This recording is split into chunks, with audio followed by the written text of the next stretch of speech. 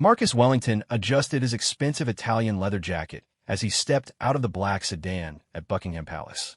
The 42-year-old real estate mogul from Beverly Hills had flown first class to London for what he called a royal experience weekend. His perfectly styled hair caught the morning sunlight as he surveyed the iconic gates with the satisfaction of someone who believed money could buy him access to anything. Finally, he muttered to his personal assistant, Jennifer, who struggled to keep up with his brisk pace while juggling his camera equipment, shopping bags, and itinerary. "I've been planning this trip for months.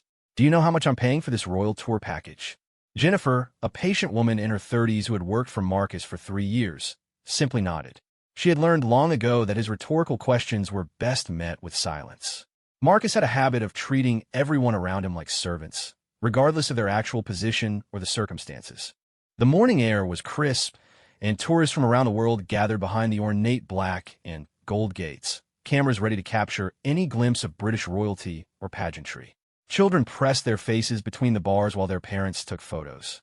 Elderly couples stood hand in hand, fulfilling lifelong dreams of visiting this historic landmark. The atmosphere buzzed with excitement and respect.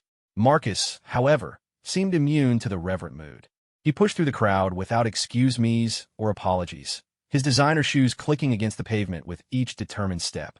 His goal was simple: get the perfect photo for his social media accounts, where he regularly showcased his wealth and travels to his 200,000 followers. "These people have no sense of efficiency," he complained loudly, causing several tourists to turn and stare. "Look at them just standing around gawking. Don't they realize some of us have important schedules to keep?" A young mother with her 6-year-old daughter moved aside as Marcus squeezed past them. The little girl stumbled slightly, and her mother's face showed clear annoyance, but she chose to avoid confrontation. This was exactly the kind of behavior Marcus had displayed throughout his life, leaving a trail of uncomfortable encounters wherever he went. Marcus had grown up as the son of a successful construction company owner in Texas. His father had built the business from nothing, working 18-hour days and treating every employee with respect. But Marcus had joined the company after college with a sense of entitlement, believing his surname alone qualified him for immediate success and deference from others. When he eventually inherited the business, Marcus transformed it into a luxury real estate empire, but his success came at the cost of his relationships with employees, clients, and even family members. His ex-wife had left him 2 years earlier, citing his inability to treat people with basic human dignity. His own children, now in college, rarely called him unless they needed money. "Sir, perhaps we should be a bit more considerate," Jennifer suggested quietly as they approached the front of the crowd. "This is a very special place for many people." Marcus shot her a withering look. "Jennifer, I didn't pay you to give me etiquette lessons. I paid you to make sure I get what I want. And what I want is the best spot for photos, regardless of what these tourists think they deserve." The iconic red uniformed guards stood at their posts, their tall black bearskin hats creating an unmistakable silhouette against the palace backdrop. These guards were members of the elite household division, trained soldiers who had earned their positions through rigorous selection and training. They stood motionless, rifles at their sides, eyes fixed straight ahead in the traditional ceremonial stance that had remained unchanged for centuries. Marcus studied the guards with the calculating gaze of someone sizing up an opportunity. To him, they weren't dedicated servicemen performing an honored duty. They were props for his personal photo shoot. "Perfect," he said, pulling out his latest iPhone and handing his professional camera to Jennifer. "These guards will make an excellent backdrop. The contrast between my modern style and their old-fashioned uniforms should get plenty of engagement online." What Marcus didn't understand, and what Jennifer was too polite to explain, was that these guards were not tourist attractions or living statues. They were active duty soldiers carrying out official duties. The ceremony and tradition they represented had deep meaning for British culture and history. Their silence and stillness were marks of discipline and respect, not invitations for tourist entertainment. A nearby tour guide was explaining this very point to his group. "The guards you see here are not performers," the guide said in a clear, educated voice. "They're working soldiers who take their duties very seriously. While they must remain still during their watch, they're trained to respond to any security threats or inappropriate behavior." Marcus caught fragments of this explanation, but dismissed it entirely. In his mind, anyone in a uniform was there to serve his purposes, whether they were hotel staff, restaurant servers, or palace guards. The concept that these men might deserve respect for their service and dedication was foreign to his worldview. "Jennifer, start recording," Marcus commanded as he approached the rope barrier that separated tourists from the guards' patrol area. "I want to capture my entire interaction with these guys. This is going to be social media gold." Jennifer reluctantly raised the camera, though her expression showed clear discomfort. She had witnessed Marcus's behavior in restaurants, hotels, and stores around the world, and it always made her cringe. But she needed this job to support her elderly mother, so she stayed silent and followed his instructions. The morning sun climbed higher, casting long shadows across the palace courtyard. Other tourists continued to take respectful photos from behind the barriers, pointing out details of the uniforms and architecture to their children and companions. The guards maintained their stoic positions, breathing steadily, eyes focused on their assigned sectors. Marcus, however, had different plans. He studied the rope barriers like a businessman examining a minor obstacle to a major deal. In his mind, rules were suggestions that applied to ordinary people, not to someone of his wealth and importance. "Watch this," he told Jennifer with a smirk. "I'm going to get a photo that none of these other tourists could even dream of." Before Jennifer could protest, Marcus ducked under the rope barrier and strode confidently into the restricted area. Gasps and murmurs rippled through the crowd of tourists. Children pointed while their parents quickly pulled them back, sensing that something inappropriate was happening. "Sir, please return to the designated area," called out a nearby police officer who had noticed the breach. Marcus ignored the warning completely. He was now just a few feet from one of the guards, a tall, broad-shouldered young man named Private James Morrison. Morrison had joined the Army at 18 and had worked for 4 years to earn his position in the Household Division. He came from a working-class family in Manchester, and his service was a source of immense pride for his parents and younger sister. Private Morrison could see Marcus approaching in his peripheral vision, but his training required him to maintain his position unless directly threatened. The guard's jaw tightened almost imperceptibly as he sensed the tourist's disrespectful intentions, but he remained perfectly still, trusting that the situation would be handled by security personnel. "This is perfect," Marcus announced loudly enough for the crowd to hear. "Jennifer, make sure you get my good side. I want these guards to look like my personal security detail." The tourists behind the barrier watched in growing discomfort and disbelief. An elderly British gentleman shook his head sadly, while his wife whispered something about ugly Americans that made nearby listeners nod in agreement. Several people began recording with their phones, though not to capture Marcus's desired content, but rather to document his inappropriate behavior.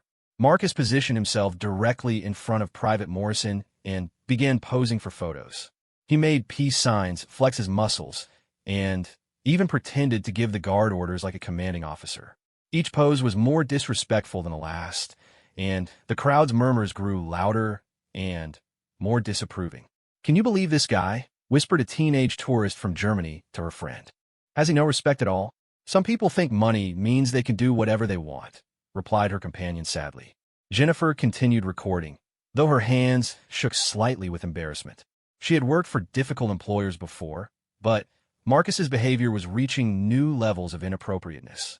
She found herself hoping that security would intervene before the situation escalated further. "Sir, you need to return to the public area immediately," the police officer called again, this time more firmly as he approached. Marcus finally acknowledged the officer, but only to wave him away dismissively. "Give me 2 more minutes. I'm almost finished here. Surely you can allow a tourist a few photos?" The officer's expression hardened. "Sir, this is your final warning. Return to the designated area now, or you will be escorted away." Instead of complying, Marcus decided to escalate his performance. He had noticed that his antics were attracting attention, and in his mind, attention always translated to social media engagement and personal validation. He began speaking directly to Private Morrison, despite knowing the guard couldn't respond. "You must get tired standing here all day," Marcus said with mock sympathy. "Don't you wish you had a more exciting job?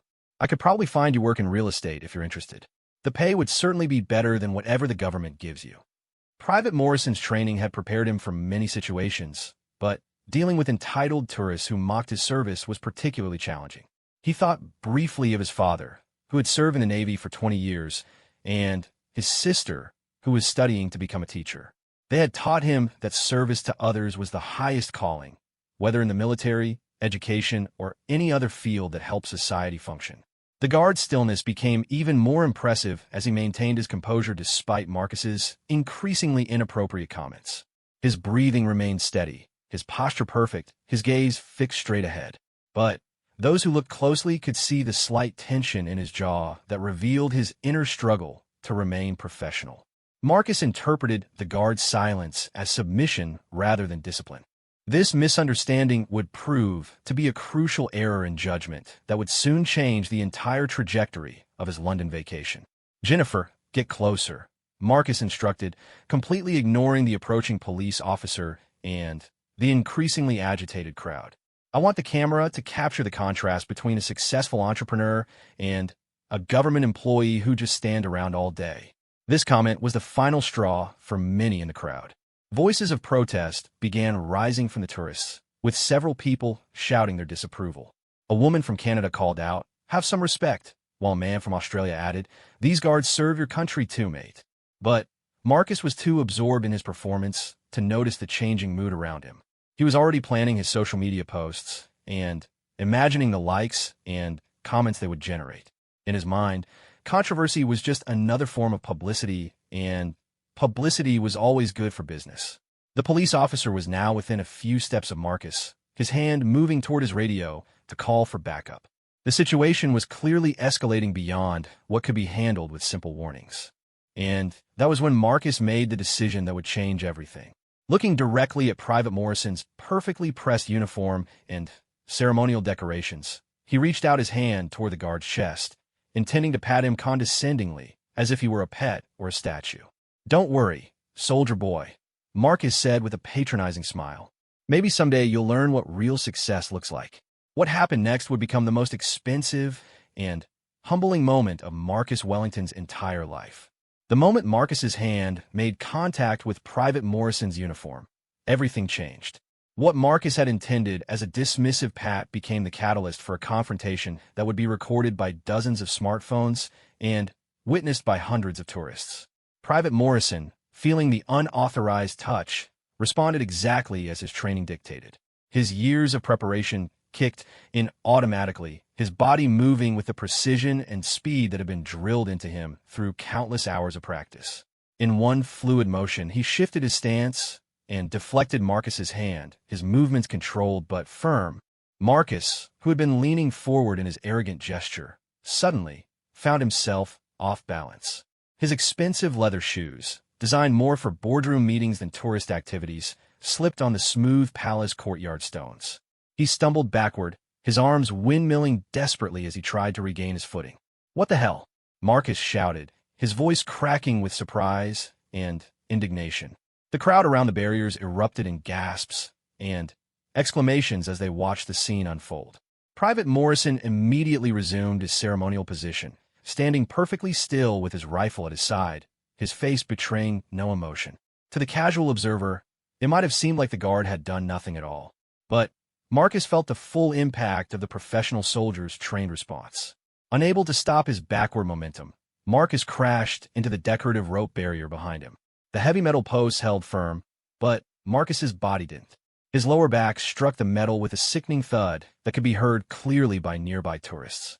The impact sent shooting pain up his spine and knocked the wind from his lungs.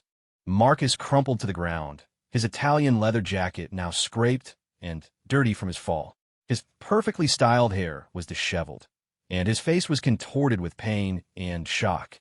For several seconds, he couldn't even speak, gasping for breath and clutching his back. "Oh my God," Jennifer whispered, still holding the camera but no longer recording. Her hands trembled as she watched her employer writhing on the ground. The tourists around her were silent, some covering their mouths in shock, others pulling out their phones to record the unprecedented scene. The police officer who had been approaching reached Marcus within seconds. "Sir, are you injured?"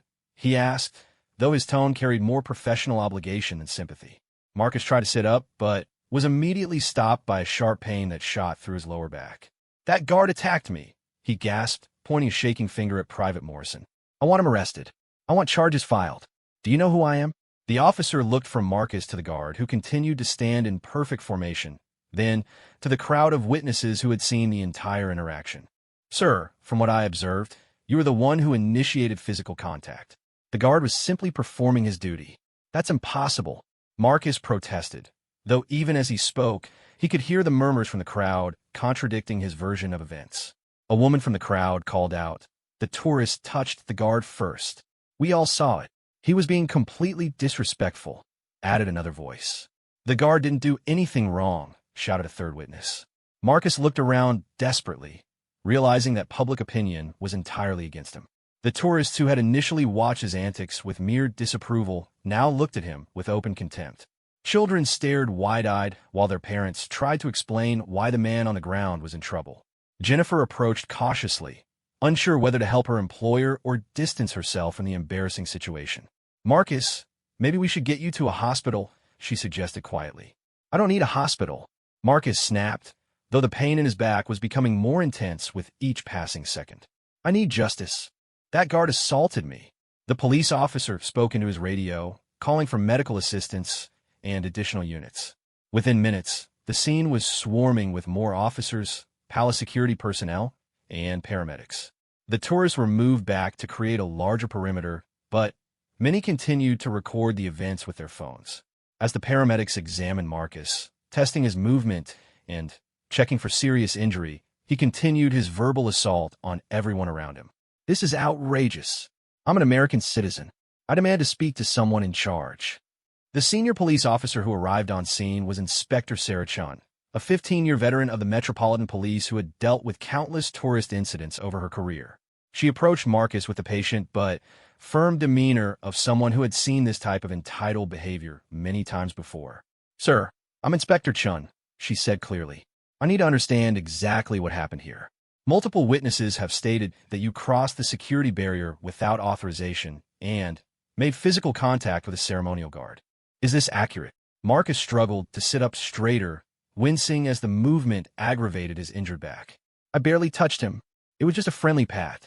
I'm a successful businessman from Beverly Hills, and I'm being treated like a common criminal." Inspector Chun made notes in her book while speaking. "Sir, touching a member of the Queen's Guard without authorization is a serious offense. The barriers and warnings are in place for the safety of both tourists and our service members." "But I'm hurt," Marcus protested, gesturing toward his scraped jacket and disheveled appearance. "Look what that guard did to me. I want to press charges." The inspector's expression remained neutral. "Sir, according to witness statements and the security footage, the guard responded appropriately to unauthorized physical contact. You fell as a result of your own actions after crossing a clearly marked security perimeter." This was not going according to Marcus's plan at all. In his business dealings, he was accustomed to getting his way through a combination of money, threats, and sheer persistence. But here, surrounded by law enforcement officers and hostile witnesses, his usual tactics were proving completely ineffective. The paramedics completed their examination and addressed Inspector Chun. "He has some bruising and muscle strain in his lower back, but no serious injury. We'd recommend he see a doctor for a proper evaluation, but he doesn't require immediate hospitalization." Marcus tried a different approach, pulling out his phone and attempting to call his lawyer in Los Angeles. But as he scrolled through his contacts, the reality of his situation began to sink in. He was in a foreign country, far from his network of influence, surrounded by people who saw him as nothing more than a disrespectful tourist. "My attorney will sort this out," he announced to no one in particular. "I have connections.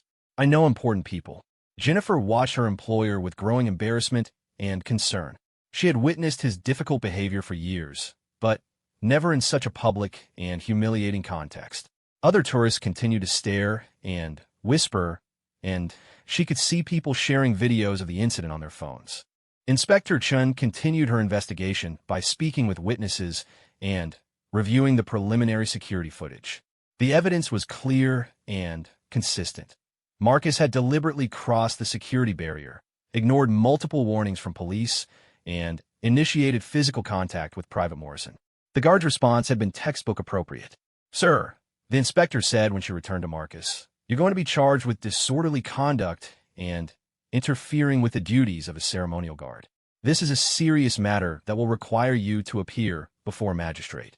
Marcus's face turned pale beneath his tan. Charged? But I'm the victim here. I'm the one who's injured. Your injury appears to be the result of your own actions, Inspector Chen replied calmly. Multiple witnesses confirm that you initiated the incident by crossing security barriers and making unauthorized contact with a service member. The full implications of his situation were finally beginning to penetrate Marcus's consciousness. Criminal charges in a foreign country could affect his business, his travel privileges, and his reputation. For someone who built his identity around success and control, the possibility of being labeled a criminal was devastating. Wait, he said, his voice losing its demanding tone for the first time. Maybe we can work something out. I was just excited to be here. I made a mistake, but surely we don't need to involve the courts. Inspector Chun had heard this type of plea countless times before. Sir, the law doesn't recognize excitement as a defense for disregarding security protocols. These measures exist for very serious reasons. As the inspector spoke, Marcus became aware that a larger crowd had gathered. What had started as a small group of tourists had grown into a significant assembly of people, all watching his humiliation unfold. Social media posts about the incident were already beginning to spread, and he could see people pointing him out to newly arriving visitors. Private Morrison maintained his post throughout the entire ordeal, never breaking his ceremonial stance despite the chaos that had erupted around him. His professionalism and dedication stood in stark contrast to Marcus's behavior, a fact that wasn't lost on the observing crowd. That guard has incredible discipline, one tourist commented to her companion. He hasn't moved a muscle despite all this drama. That's what real training looks like, her friend replied. Not like this entitled fool who thinks rules don't apply to him. Marcus overheard these comments and felt a flush of additional shame. He was beginning to realize that in trying to demonstrate his superiority over the guard, he had actually revealed his own lack of character and self-control. The paramedics helped Marcus to his feet, though he still experienced significant discomfort from his back injury. As he stood there, dirty and disheveled, surrounded by law enforcement officers and hostile onlookers, the full weight of his situation began to settle in. His expensive vacation was ruined. His reputation was in tatters. His body was injured, and he was facing criminal charges in a foreign country. But the worst part, the part that would haunt him in the days to come, was the growing realization that everyone around him was right. He had brought this entirely upon himself through his own arrogance and disrespect. Inspector Chun handed him a citation and explained the legal process he would need to follow. You'll need to appear at Westminster Magistrates Court in 2 days. I strongly recommend you secure proper legal representation. As the immediate crisis wound down and the crowds began to disperse, Marcus found himself standing alone with Jennifer, facing the ruins of what was supposed to have been a triumphant social media moment. Instead, he had created a viral video that portrayed him as the worst kind of ugly American tourist. The pain in his back was nothing compared to the pain of his wounded pride, but both were about to get much worse in the hours and days ahead. Marcus limped back to his 5-star hotel in Mayfair, his Italian leather jacket torn and his pride shattered. Every step sent sharp pains through his lower back, but the physical discomfort was nothing compared to the humiliation burning in his chest. Jennifer walked beside him in uncomfortable silence, occasionally glancing at her phone and wincing at what she saw. Sir, she finally said as they entered the hotel lobby, I think you should know that videos of the incident are already online. They're spreading quite rapidly. Marcus stopped abruptly in the ornate marble lobby, causing a well-dressed elderly couple to swerve around him with disapproving looks. What do you mean spreading? How bad is it? Jennifer hesitated, then showed him her phone screen. The video had been posted on multiple social media platforms with titles like Entitled American Tourist Gets What He Deserves and Disrespectful Tourist Humiliated at Buckingham Palace. The view counts were climbing rapidly, and the comments were brutal. This can't be happening, Marcus muttered, scrolling through the harsh criticism from users around the world. People were calling him everything from ugly American to privileged fool. Some comments were analyzing his expensive clothing and making jokes about rich tourists who think money can buy respect. The hotel concierge, a distinguished man in his 60s named William, approached with concern. Mr. Wellington, are you quite all right? You appear to have had some difficulty. Marcus wanted to maintain his dignity, but his appearance made denial impossible. His hair was still disheveled, his jacket was scraped and dirty, and he was clearly favoring one side due to his back injury. "I had an incident at the palace," Marcus said stiffly. "It was blown entirely out of proportion." William nodded diplomatically, but Marcus could see the recognition in his eyes. The story was already making its way through London's service industry network, where tales of difficult tourists spread quickly among hotel staff, restaurant workers, and tour guides. "Shall I arrange for a physician to examine your injury?" William offered. "That won't be necessary," Marcus replied, though the pain was actually getting worse. He was too proud to admit he needed medical attention, especially after insisting to the police that his injuries weren't serious. In the elevator to his penthouse suite, Marcus tried to process what had happened. His carefully constructed image as a successful, influential businessman was crumbling in real time. The very social media presence he had worked so hard to build was now broadcasting his humiliation to the world. Jennifer followed him into his suite, a luxurious space overlooking Hyde Park that cost more per night than most people earned in a month. The irony wasn't lost on her that someone with such obvious privileges could be so lacking in grace and humility. "Sir, perhaps we should contact your public relations team," she suggested carefully. "They might be able to help manage the narrative." Marcus slumped into a leather chair, wincing as the movement aggravated his back. "Manage the narrative?" "Jennifer, there were dozens of witnesses and multiple videos. What narrative is there to manage?" For the first time since she had known him, Marcus sounded defeated rather than angry. The reality of his situation was finally penetrating his usually impenetrable wall of entitlement.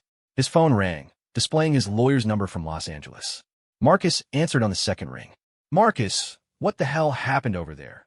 came the voice of Robert Steinberg, his attorney for the past 10 years. "I'm getting calls from reporters asking for comment about some incident at Buckingham Palace." Marcus explained the events as favorably as he could, but even his biased version made clear that he had behaved poorly and was now facing criminal charges in the UK. "Jesus, Marcus," Robert said after hearing the story. "You touched a guard? After crossing a security barrier? What were you thinking?" "I barely touched him. It was nothing more than a pat on the chest." "It doesn't matter how you describe it. You assaulted a member of the British military while they were on duty. This is serious." The word assault hit Marcus like a physical blow. He had never thought of himself as someone who would commit assault. In his mind, assault was something done by criminals and lowlifes, not successful businessmen from Beverly Hills. "What are my options?" Marcus asked weakly. "I'm going to connect you with a British barrister who specializes in these cases. Her name is Helena Morrison, and she's very good. But, Marcus, you need to understand something. This isn't going away quietly. The video evidence is overwhelming, and public opinion is entirely against you." After the call ended, Marcus sat in silence for several minutes. Helena Morrison. Even his lawyer's name reminded him of the guard he had touched, Private Morrison, whose professional composure had made Marcus's behavior look even worse by comparison. Jennifer busied herself organizing his scattered belongings, giving him space to process.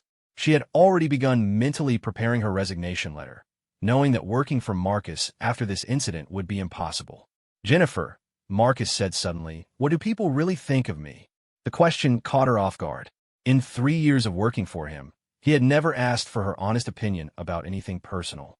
"Sir, I don't think that's appropriate for me to say." "Please," Marcus said, and for the first time, it sounded like an actual request rather than a command. "I need to understand how this happened." Jennifer set down the paper she was holding and looked at her employer carefully. "Mr. Wellington, you treat people as if they exist solely for your benefit. You speak to service workers like they're beneath you.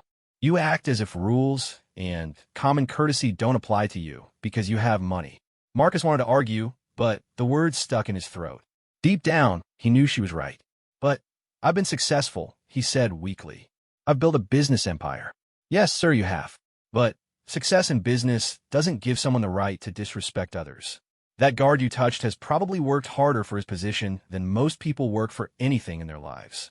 This observation stung because Marcus knew it was true. He had inherited his father's business and expanded it, but he had never actually served others the way that guards serve his country. His phone buzzed with a text message from his daughter Sarah, who was studying at Columbia University. "Dad, I just saw the video. I'm embarrassed to have your last name right now. You need to fix this." The message from his daughter hit harder than anything else. Sarah was the one family member who still spoke to him regularly, and her disappointment was crushing. Marcus tried calling her, but the call went straight to voicemail. He tried his son Michael next, with the same result. Even his ex-wife sent a brief message. "This is exactly why I left. Get help." That evening, Marcus sat alone in his suite, ordering room service instead of going to the hotel restaurant where other guests might recognize him. Every few minutes, he checked social media, watching the view counts, and comments continue to climb. The videos have been picked up by news outlets, and the story was being covered on British television.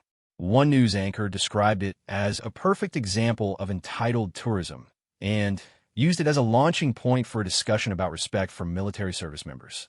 Marcus found himself watching these news segments obsessively, seeing himself portrayed as a symbol of everything wrong with wealthy American tourists. The guard, Private Morrison, was being praised for his professionalism and restraint in the face of disrespectful behavior. Dr. Helena Morrison, the barrister his lawyer had recommended, called him that evening to discuss his case. "Mr. Wellington, I've reviewed the available evidence and witness statements. I'm afraid the prosecution has a very strong case against you. But surely there must be something we can do. I'm willing to pay whatever it takes. Mr. Wellington, this isn't a matter of money. You committed a clear violation of a law in front of multiple witnesses and cameras. The best outcome we can hope for is minimizing the penalties through a demonstration of genuine remorse and understanding." Remorse? But I'm the one who's injured. There was a pause on the line. "Sir, if that's truly how you view the situation, then you're going to have a very difficult time in court. The magistrate will not be sympathetic to someone who shows no understanding of why their actions were wrong." After the call ended, Marcus found himself staring out the window at the London skyline. The city that had seemed so exciting and full of opportunities that morning now felt hostile and unwelcoming. For the first time in his adult life, Marcus began to seriously consider that he might be the problem. The thought was terrifying because it meant that everything he believed about himself and his place in the world might be wrong. He looked at his reflection in the window and barely recognized the disheveled, defeated man staring back at him. This wasn't the confident businessman who had arrived in London just 12 hours earlier. This was someone who had been exposed as a fraud and a bully in front of the entire world. The pain in his back was getting worse, and Marcus finally admitted to himself that he needed medical attention. But the physical pain was nothing compared to the emotional and psychological damage he was experiencing. As he prepared for bed, Marcus realized that tomorrow would bring new challenges. The court hearing was in 2 days, and he had no idea how to present himself as anything other than what the videos clearly showed him to be, an entitled tourist who had gotten exactly what he deserved. The worst part was the growing realization that everyone who was criticizing him was right. He had brought this entirely upon himself through years of treating others poorly and believing that his wealth made him better than everyone else. Marcus had always prided himself on being a winner, but for the first time in his life, he was forced to confront the possibility that he had actually been losing all along. He had lost his family's respect, his employees' loyalty, and now potentially his freedom. The humiliation was just beginning, and Marcus was starting to understand that money couldn't buy him out of the consequences of his own character. The next morning brought no relief for Marcus Wellington. He woke up in his luxury hotel suite with his back in agony and his phone buzzing incessantly with calls from reporters, business associates, and family members. The story had gone international overnight, appearing on news websites across America, Europe, and beyond. Marcus attempted to get out of bed, but found that his back injury had worsened significantly during the night. The fall against the metal barrier had caused more damage than he initially realized, and his refusal to seek medical treatment immediately had made the injury worse. "Jennifer," he called out, his voice hoarse and defeated. "I think I need to see a doctor." Jennifer, who had spent the night in the suite's second bedroom monitoring the media coverage, immediately called the hotel's concierge to arrange for a physician. Dr. Elizabeth Harper, a respected doctor who often treated hotel guests, arrived within an hour. "Mr. Wellington," Dr. Harper said as she examined his injury, "you have significant muscle strain and possible ligament damage in your lower back. This should have been treated immediately yesterday. Why did you wait so long?" Marcus couldn't bring himself to admit that his pride had prevented him from acknowledging the severity of his injury. "I thought it would improve on its own," he said weakly. Dr. Harper prescribed strong pain medication and recommended immediate bed rest. You'll need physical therapy and possibly several weeks to recover fully. This type of injury shouldn't be taken lightly, especially at your age. As Dr. Harper left, Marcus realized that his physical pain was now matched by the emotional torment of watching his reputation crumble in real time. Jennifer showed him the latest social media updates, and the situation had grown even worse overnight. The video had been viewed millions of times across all platforms. News commentators were using his behavior as an example of American tourist entitlement. British comedy shows were making jokes about him. Even worse, people were digging into his business background and finding stories from former employees who described similar patterns of disrespectful behavior. "Sir," Jennifer said carefully, "there's something else you should know. Several of your business partners have been contacted by reporters. Some are distancing themselves from you publicly." Marcus felt his stomach drop. His business empire, built over decades, was now under threat because of a few minutes of bad behavior at Buckingham Palace. His phone rang again, this time showing his business partner David Chen's number. David was a 50-year-old investor who had been working with Marcus for over 10 years on various real estate projects. "Marcus, what the hell were you thinking?" David said without preamble. "I've got investors calling me asking if they should pull out of our projects because of this video." "David, it was just a misunderstanding. It'll blow over in a few days." "A misunderstanding?" "Marcus, I watched the video. You look like a complete ass. You disrespected a military service member and then got yourself arrested. This isn't going to blow over." The conversation continued for 20 painful minutes, with David explaining how the incident was affecting their shared business interests. Several major clients were reconsidering their contracts, and 2 investors had already withdrawn from a development project in Beverly Hills. After David hung up, Marcus sat in stunned silence. His entire life was unraveling because of one moment of arrogance and entitlement.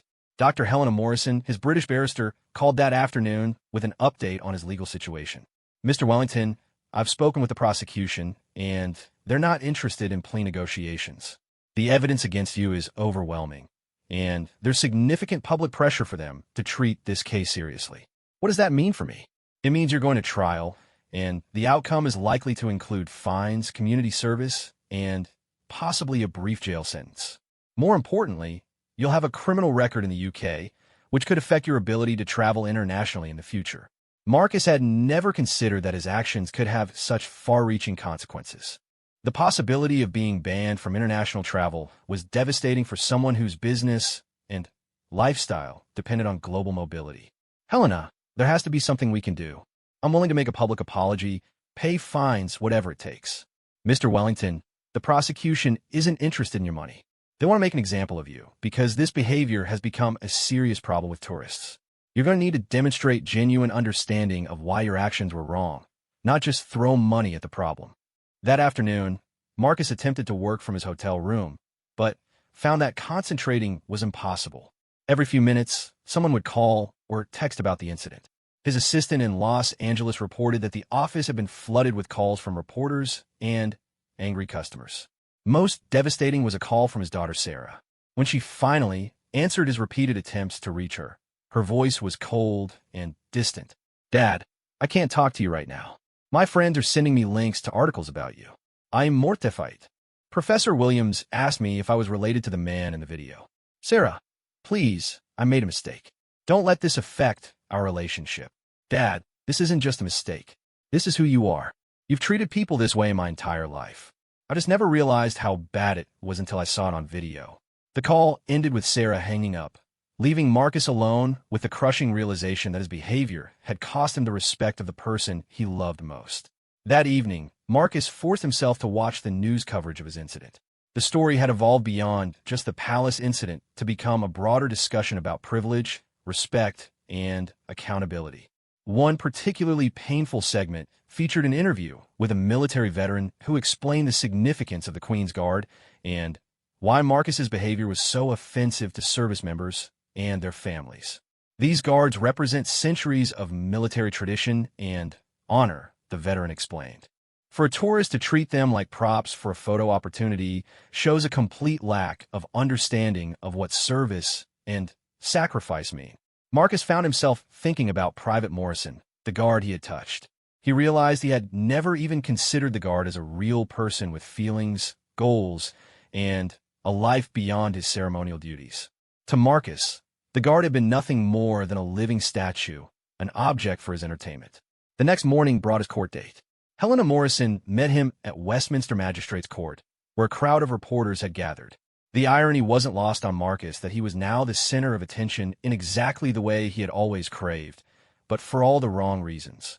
"Mr. Wellington," Helena said as they approached the courthouse, "I need you to understand something crucial. Your attitude in that courtroom will determine your sentence. If you show even a hint of the entitlement that got you into this situation, the magistrate will throw the book at you." Inside the courtroom, Marcus found himself facing Magistrate Patricia Williams, a stern woman in her 60s who had clearly seen his type before. The prosecution presented their case efficiently, showing the video evidence and reading witness statements that painted a clear picture of his behavior. When it came time for his defense, Helena presented Marcus as a businessman who had made an error in judgment due to excitement about visiting London. She emphasized his willingness to accept responsibility and learn from his mistakes. But when Magistrate Williams asked Marcus to speak on his own behalf, his response revealed that he still didn't fully understand the gravity of his actions. "Your Honor, I apologize for any inconvenience I may have caused. I was simply trying to take some photos, and things got out of hand. I certainly never intended to hurt anyone or disrespect the military." Magistrate Williams studied him carefully. "Mr. Wellington, do you understand that your actions showed contempt for British law, military service, and basic human decency? I understand that people were upset, Your Honor, but I honestly don't think my actions were that serious. I barely touched the guard, and I'm the one who ended up injured." The courtroom fell silent. Helena Morrison closed her eyes in frustration, knowing that Marcus had just sealed his fate with his response. Magistrate Williams's expression hardened. "Mr. Wellington, your response demonstrates that you have learned nothing from this experience. You continue to view yourself as the victim rather than accepting responsibility for your actions." She sentenced him to a fine of £5,000, 100 hours of community service to be completed in London, and a 6-month travel ban from the UK. Additionally, she ordered him to write a formal letter of apology to Private Morrison and the Household Division. As Marcus left the courthouse, he was surrounded by reporters shouting questions. His back injury made it difficult to move quickly, and the crowd pressed in around him. For the first time in his life, Marcus experienced what it felt like to be powerless and overwhelmed. "Mr. Wellington, do you have any comment on your sentence?" called one reporter. "Do you regret your actions?" shouted another. Marcus looked around at the sea of cameras and microphones pointed at him, realizing that this moment would define him for years to come. His answer would be replayed endlessly, analyzed, and criticized by millions of people around the world. Marcus began, then stopped. For the first time since the incident began, he found himself genuinely considering how his actions had affected others. The guard, the tourists who had witnessed his behavior, his family, his employees, all had been impacted by his selfish choices. The weight of his realization was crushing, and Marcus finally understood that he was not the victim of an unfair system, but the architect of his own downfall. Standing outside the courthouse, surrounded by reporters, Marcus Wellington felt the full weight of his actions for the first time. The cameras pointed at him, the shouted questions, and the hostile expressions on the faces around him created a moment of perfect clarity. This was not about unfair treatment or misunderstanding. This was about consequences. "I have no comment at this time," Marcus said quietly, his voice barely audible over the chaos. Helena Morrison guided him through the crowd to a waiting taxi, and they drove away in silence. Back at his hotel, Marcus dismissed Jennifer for the rest of the day and sat alone in his suite. The pain medication Dr. Harper had prescribed was helping with his back injury, but nothing could ease the emotional pain of what he was experiencing. For the first time in years, Marcus found himself truly alone with his thoughts. No employees to command, no business deals to pursue, no social media posts to craft. Just him and the devastating reality of who he had become. He picked up the hotel stationery and began writing the letter of apology the magistrate had ordered. At first, he approached it like a business correspondence, focusing on legal language and carefully worded non-admissions of guilt. But as he wrote, something shifted inside him. Marcus began thinking about Private Morrison as a real person rather than just the guard he had disrespected. This young man had probably grown up in a working-class family, had chosen to serve his country and had worked hard to earn his position in the household division. He likely earned a year what Marcus spent on a weekend vacation, yet he carried himself with more dignity and professionalism than Marcus had ever displayed.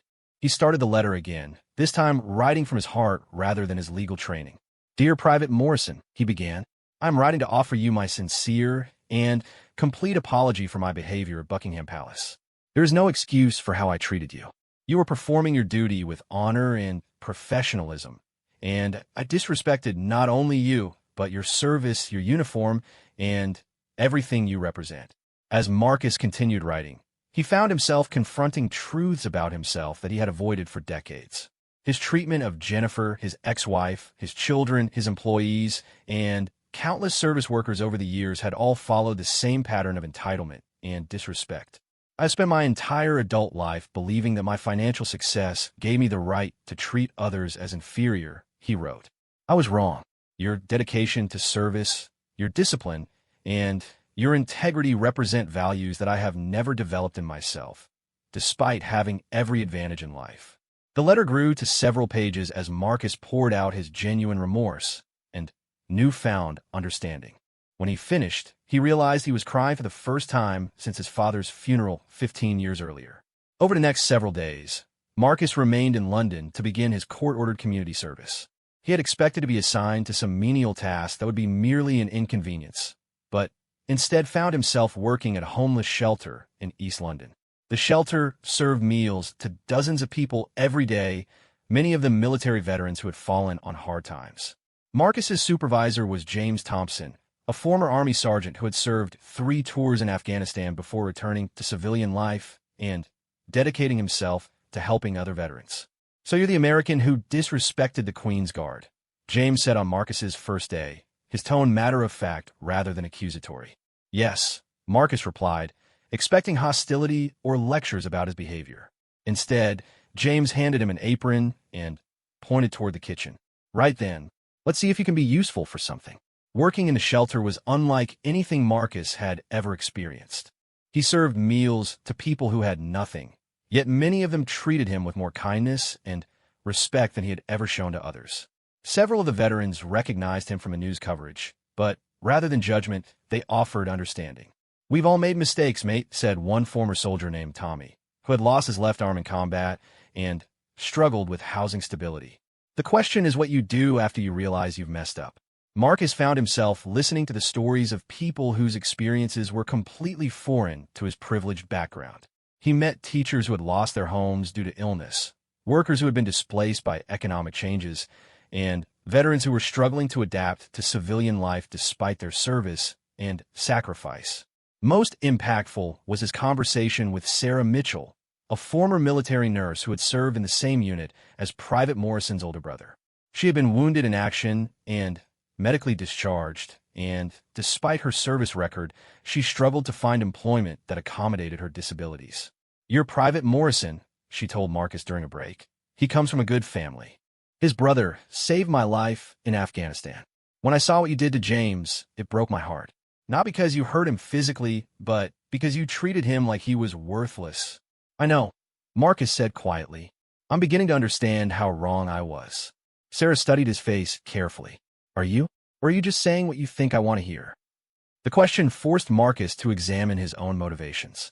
Was his newfound remorse genuine, or was he simply performing contrition to minimize the damage to his reputation and business? "I honestly don't know," Marcus admitted. "I've been so focused on what I wanted and what I thought I deserved that I never really considered how my actions affected other people. I'm trying to learn, but I don't know if I'm capable of real change." Sarah nodded approvingly. "At least that's an honest answer. Most people in your position would just lie and say they've seen the light." As the weeks passed, Marcus's community service became less of a punishment and more of an education. He learned about service from people who had given far more than he had ever asked to give. He witnessed dignity maintained in the face of hardship and generosity shown by those who had little to give. His business in America continued to suffer from the negative publicity, but Marcus found that he cared less about the financial losses and more about the relationships he had damaged over the years. He began making phone calls to people he had mistreated, offering genuine apologies without expecting forgiveness. Jennifer was among the first people he called. "I want to apologize for how I treated you during all the years you worked for me," he said. "You deserved respect and kindness, and I gave you neither. I know my apology doesn't undo the damage, but I want you to know that I finally understand how wrong I was." Jennifer was initially skeptical, having heard Marcus make performative apologies before. But something in his voice was different. "Marcus, what's changed?" she asked. "I think I'm finally growing up," he replied. "It only took 42 years and a public humiliation to get there." Marcus also reached out to his children, though those conversations were more difficult. His son Michael was still angry and unwilling to speak with him. His daughter Sarah agreed to talk, but remained guarded. "Dad, I've seen you apologize before when it benefited you," she said during a painful phone conversation. "How do I know this is different?" "You don't," Marcus admitted. "I can only show you through my actions over time. I know I've lost the right to ask for your trust, but I hope someday I might earn it back." Near the end of his community service, Marcus received a response to his letter from Private Morrison. The guard's reply was brief but gracious, accepting Marcus's apology and expressing hope that he had learned from the experience. "Your letter seemed genuine," Private Morrison wrote. "I hope your time in London has helped you understand what service really means. Perhaps when you return to America, you can use your experiences to treat others with the respect they deserve." The letter included a small photograph of Private Morrison with his family, parents, a sister, and a niece who couldn't have been more than 5 years old. Seeing the guard as a brother, son, and uncle rather than just a uniform made Marcus's behavior seem even more shameful in retrospect. On his last day in London, Marcus visited Buckingham Palace again. This time, he stood respectfully behind the barriers with other tourists, watching the guards perform their duties with new appreciation for their dedication and professionalism. A young American family stood nearby, and Marcus overheard the father explaining to his children about the guard service. The children listened with wide eyes, clearly impressed by the soldiers' discipline and bearing. "Remember," the father told his kids, "these guards have earned the right to be here through their hard work and dedication. We need to show them respect." Marcus thought about how different his own father had been. His dad had built their family's wealth through honest work and fair treatment of others. Somehow, Marcus had inherited the money, but not the values that created it. When Marcus finally returned to Los Angeles, he found a business empire in crisis, but discovered that he no longer cared about empire building. Instead, he began restructuring his companies to prioritize employee welfare and community benefit over pure profit maximization. He increased wages for his lowest-paid employees, implemented respectful workplace policies, and began donating significant portions of his profits to veterans organizations and homeless shelters. The changes weren't immediately welcomed by all his business partners, and several relationships ended. But Marcus found that the people who remained in his life were there for better reasons than his money or influence. Most importantly, Marcus began the slow process of rebuilding relationships with his children. Michael eventually agreed to meet for coffee, though their conversation was stiff and formal. Sarah was more receptive, but made clear that regaining her respect would take years of consistent behavior change. Marcus also began attending therapy sessions with Dr. Patricia Reeves, a psychologist who specialized in helping successful people address destructive behavior patterns. "The hardest part about change," Dr. Reeves told him during one session, "is that you have to give up the version of yourself that got you where you are. You built your success on entitlement and disrespect. Now you have to learn to succeed through different means." 2 years later, Marcus received an unexpected letter from London. It was from Private Morrison, who was writing to let him know that he had been promoted to corporal and was applying to officer training school. "I wanted to share this news with you," Morrison wrote, "because our encounter, strange as it was, reminded me why I chose to serve. Seeing the contrast between service and selfishness made me more determined to live by the values my uniform represents." The letter went on to thank Marcus for his subsequent charitable donations to military families and his work with homeless veterans in Los Angeles. Marcus framed the letter and hung it in his office, not as a trophy, but as a reminder of the most important lesson he had ever learned. Real strength came not from power over others, but from service to them. True success was measured not in personal accumulation, but in positive impact on the lives of others. The viral video of his humiliation at Buckingham Palace would follow Marcus for the rest of his life. But rather than hiding from it, he eventually began using the story as a teaching tool, speaking at business schools and corporate events about the dangers of unchecked privilege and the possibility of personal transformation. Marcus Wellington had set out to London to capture a moment of personal triumph for social media. Instead, he had experienced a moment of personal reckoning that changed the entire direction of his life. The entitled tourist who had kicked a royal guard and injured himself had died that day outside Buckingham Palace. The man who emerged from the ashes was still learning how to live with humility and respect, but he was finally learning.